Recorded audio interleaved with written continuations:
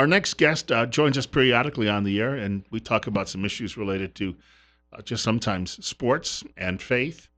And he's got a tremendous life story. We've talked about that with Coach Pete Coulson on the air before. This man who was living in an orphanage until he was 10 years old and then adopted and then moved to the United States and built himself a career and got an education, but he worked for it. And it took him a long time, but he managed to do it because he was diligent. And he offers some great advice. Call them tips on life.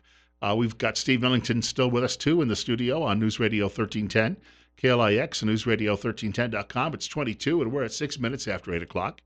And Bill Colley with you on Magic Valley this morning until 10 o'clock this morning. Coach, welcome back to the program. Thank you, my friend. It's always a pleasure to share with you. Yeah, right off the top, you were commenting on a point I made yesterday online about the Dallas Cowboys. And I don't want to give anybody the impression I'm a fan of that football team. Trust me, I'm not.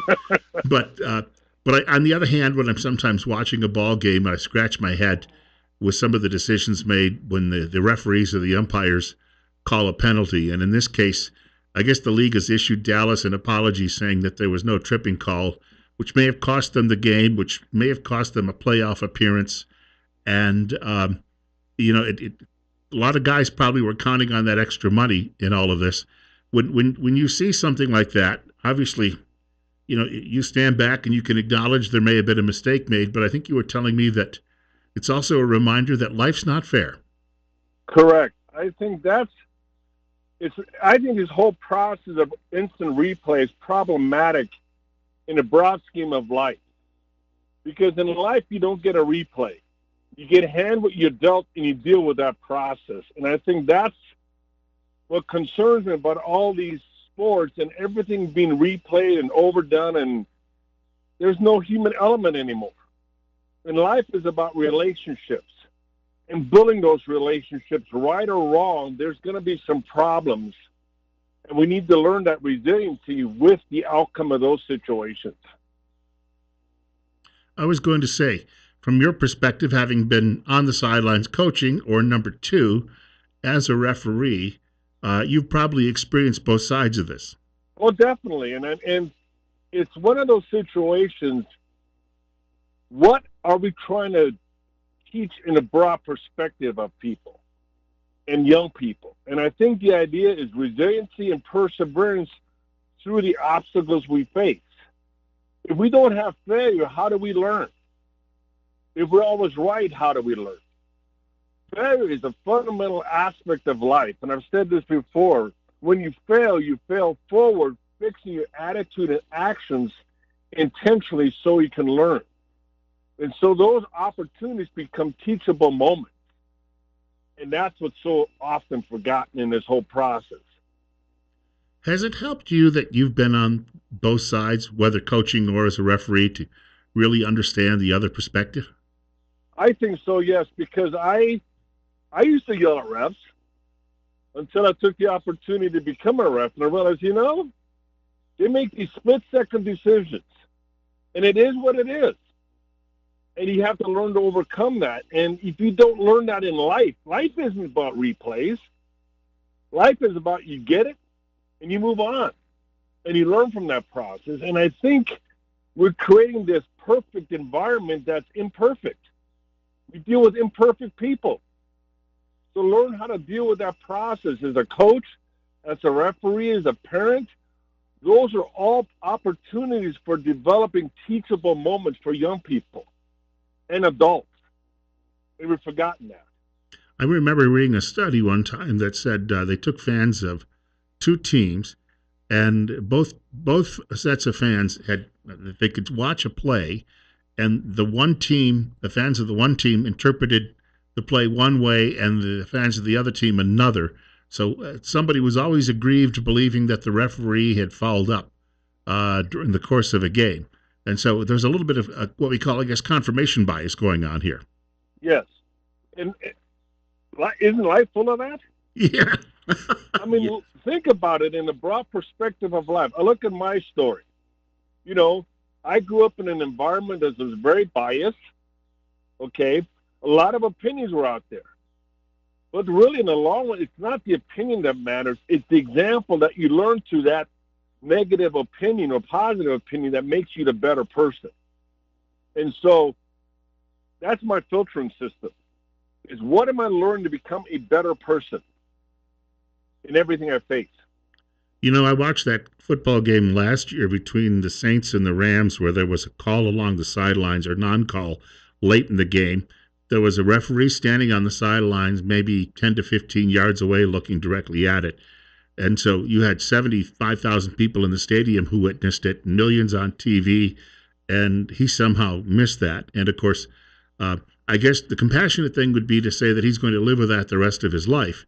Uh, and obviously, you know, there's just some times when you're looking directly at something that you don't necessarily pick it up. Correct. I mean, I've probably missed more calls than I've made. Okay? Such is life. What it's like I talked before, you have like 86,400 seconds in a day. Convert that to cash. You have $89,400. Somebody takes 10. Are you going to spend the $86,390 finding the 10?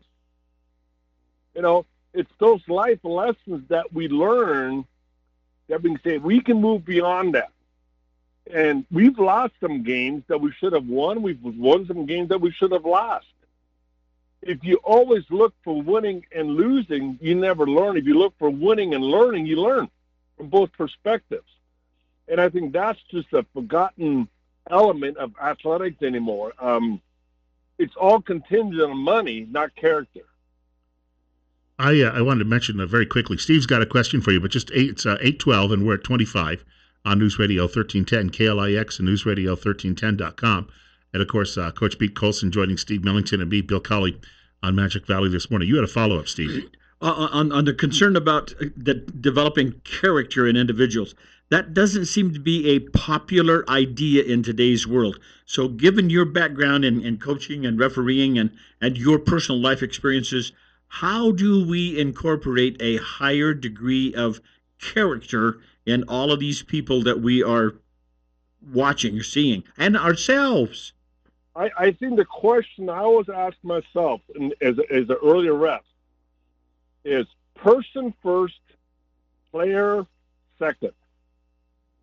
And if you look at developing the person through the process of their journey and surround themselves with people that help them hear what they need to hear, not only what they want to hear, and do it in a very compassionate, understanding manner, we can make a difference. And that allows me as a person to make myself very vulnerable. Because as a ref, every time I call a kid on an attitude versus an action, I get criticism. But the long run, that person's going to understand that. Because you have confronted the action with their behavior and said, this is not acceptable in society any place, whether it's a basketball or in a classroom or at home. When you disrespect somebody, call them on it and help them understand why you're calling them on that. I was reading some obituaries last week on Fred Cox, who had been a kicker for the Minnesota Vikings in the 60s and 70s. And his career started out as a fullback in the backfield with Jim Brown, but an injury no longer allowed him to play at running back. So he became a kicker, figuring that way he could stay around the game. And then he ended up playing in 4 championship games, and he lost them all. So this was a guy who could have said, well, I didn't get to be a running back. I didn't win any rings. But on the other hand, he became a chiropractor. He went to school during the off seasons, became a chiropractor and co-inventor of the Nerf football, which made him about $50 million. And at the end of his life, he was being interviewed just a few days before he died. And he kept saying, I've just had a wonderful life. He never dwelled on what happened to him with the early injury or losing the championships. He looked at all of the successes he had, and he felt that they clearly were better than the losses that he endured. What's your take on what he went through? I think that's a man that learned perseverance and resiliency and learned to look for the good in every situation. And I think I look at when I share with people that I was adopted, and they say, well, that must have been a bad experience. No, it wasn't. But that's some of the media hype that gets into these environments and say, well, this is all negative. I start my day with a new opportunity. And I make that my goal on a daily basis. What is the opportunity that God presents before me that I can make a difference in somebody's life? And sometimes it's just keeping my mouth shut. Other times it's just encouraging them in an indirect way to be the best that they can be. But we have to be intentional about that, and we have to be intentional about not getting caught up in all this hype and saying, what can I do to change one person's life at a time? Barb Levy was once asked after a game, after his team got a really bad call about it, and he just said, "Oh, it evens out." He said, "You do this long enough, you discover after a year that you've pretty much been 50-50. You've gotten 50% of the bad calls, but you've also gotten to take advantage of 50% of the bad calls." So once again, it comes down to your perspective on this. Yes. It's like the coaches ask after you won a state championship, well, what do you think about your team now? And he said, I'll let you know in 20 years. That is a true coach. That's right. I have young people that have ref and coach. I've done 45 years of it, so I get a lot of friends. And some of those kids are my best friends. And some of those kids I have to be hard on, but they learned what my motive was. It was to help them, not hurt them. Hey, we got to take a break in about 90 seconds, but we do want to talk a little bit about Thanksgiving with you this morning after the break. But I got a quick question for you. Do you do anything elaborate on Thanksgiving Day? Not really. We just have family time. We went to my mom's last week. I mean, I try to be thankful on every day, because just for the gift of being adopted, for the gift of having a relationship with God, and for the gift of friends, that's my thankfulness on a daily basis. Of course, growing up in Austria, you didn't have something in the way of a national day set aside for Thanksgiving. When you first experienced that in the United States, it must have been somewhat just looking across that table. You must have just had a moment where you thought, "Is this too much?" Or what was your reaction? I really don't recall my first Thanksgiving, but I think my parents instilled in us on a daily basis to be thankful. It's just like Christmas and Easter. That's a day, but that's something we need to be thankful for on a daily basis, because we're blessed with so many things. And I'm so blessed to be in America, in a free country. And just having that broad sense of a family, the United States sheltered around me to help me become the best that I can be, that's something to be thankful about. Well, we'll pick this conversation up in a couple of minutes. We've got a break. Coach Pete Coulson joining us till 8:30 this morning. We're 24, and it's coming up on 20 minutes after 8 o'clock. Steve Millington joining us, too. Steve, of course, will be filling in for me in a couple of weeks on the air on a Monday through Friday, just to let you know that, too, as well. Plus, he'll be back here next Tuesday. And I'm here till 10 a.m. this morning on Magic Valley This Morning. Bill Cowley with you on News Radio 1310, KLIX, and NewsRadio1310.com.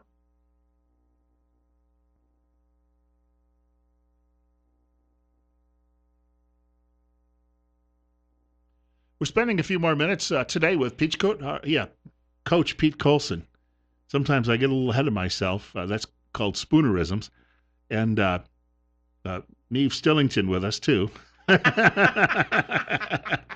And Bill Colley on News Radio 1310, KLIX, and NewsRadio1310.com. We're at 23, and it's 8:22. And Coach, quickly, I was thinking when you talked a little bit about spending time at an orphanage when you were a kid, I just happened to, I've been searching the other day for an old videotape I have at home of A Christmas Carol. I like the George C. Scott version the best, but in that story, there's the scene where he's sent away to learn at a school, and it's almost a similar situation because he doesn't have his parents around, and eventually he gets to come home as a teenager. But I think that in your case, when you entered a family unit, there must have just been a moment of just incredible thankfulness when that happened. Oh, I mean, how can you not be thankful? I mean, he took us out of a situation that was very volatile in certain situations, but they gave us so much exposure to life. Even my time in the orphanage, I remember a quote my dad said, we can't teach these kids with textbooks, but through love and patience, all is well. And I'm so thankful for all the people, not only my mom and dad, all the caretakers that allowed me to gain a different perspective on looking at life, looking at how to framework discipline in somebody's life, and understanding that discipline comes in a variety of packages, but it can be very impactful if it's done with the right method. We have a caller, I think, that's looking to reach the coach. And caller, you're up next. You're on the air with Coach Pete Coulson on KLIX. Hi. At South Lake Tahoe, Heavenly Valley, they had some new ski instructors come in, and from Austria. And this gals that I know, they invited these guys over for Christmas or for Thanksgiving dinner. And this one guy looked, he had never heard of Thanksgiving before over here. He says, "What a big chicken." Yeah, I think chicken on steroids. Yeah, it is, depending on the size of the turkey, of course. Yeah. But that is true. You grew up in a part of the world though where I think the culture is still similar enough that sure there's going to be some differences and some changes, but you remember this is a country where that you were growing up in, where pretty much most of our modern Christmas music, at least the most sacred, seems to come from. And growing up in that atmosphere, you were already immersed in all of this before you came to the United States. And in some ways, we get into Thanksgiving and Christmas and this time of year in this country, you pretty much, I'm going to say, you're very familiar with all of it. At least there was a comfort level that you had in the adjustment. Oh, definitely. I mean, I think it was just one of those things because a lot of the people even there were from America. So they probably instilled some of that culture into that culture during those special times of the year. So, I mean, it was just kind of a cross reference, I guess, from different countries, how they kind of integrated that process through Thanksgiving and all those days. But I just don't remember it being called Thanksgiving. It's just being thankful, Yeah. For the things you have. And I think sometimes that can be so easily forgotten that we just said one day aside. No, every day we need to be thankful. Every day we need to be reminded of the gift of Christ in our life. And every day we need to be reminded of his sacrifice. It's just not one time of the year. It's an everyday experience. I got to ask you on a lighter note, when it comes to the Thanksgiving meal, anything that you particularly, that you especially like on the table? I love the dressing. I prefer probably ham more than turkey. I just like to eat, put it bluntly. Yeah, ham's on the menu where I'm going this year as well, and I don't have any complaints about that at all. But even then, pumpkin pie, to my knowledge, isn't necessarily common in places like Europe. So that would be a new experience for someone coming here. Right. I think we had a lot of apple pie. My mom makes the best apple pie, So, I mean, it's some of those things that, there may be some difference in cultures, but food is food. And I'm thankful to eat. Yes. Well, mentioning that you do a lot of mentoring with younger people, this time of year can be difficult for some of them, especially if they've had losses in their families. I can remember growing up as a kid, and I had a friend, and his father his father died, but everyone in town knew that his father had taken his own life. And in that type of situation, when that comes along, we knew that when they got to Thanksgiving, and it was a very difficult time for that family. I don't know that we ever knew how to address him or to speak with him about that. We just, we left him alone and left him to his own thoughts. And is that the right thing to do, or is there a way to tell your friends in these situations that there is still something to be thankful for?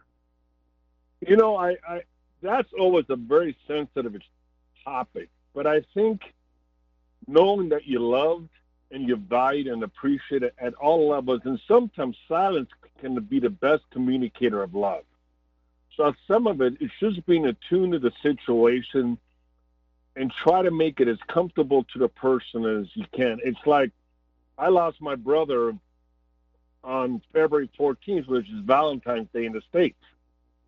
Well, I never knew it was Valentine's Day when he passed. So now people say, well, Valentine's must be hard for you. I go, no, Valentine's is really a blessing because through the experience of adoption, I really understood true unconditional love. And I think so just being attuned to that person and their personal needs is the most valuable thing you can do for that person. Well, Coach, I want to thank you again for your time today. And we got about a minute quickly. The two of us will be talking off air tomorrow, but you are considering launching a podcast of your own. We wanted to mention that. And when that gets up and running, I think that people might be inclined to sit down and take a listen as well. I've mentioned it before. I think we have to get some movie producers together and get this story of your life told.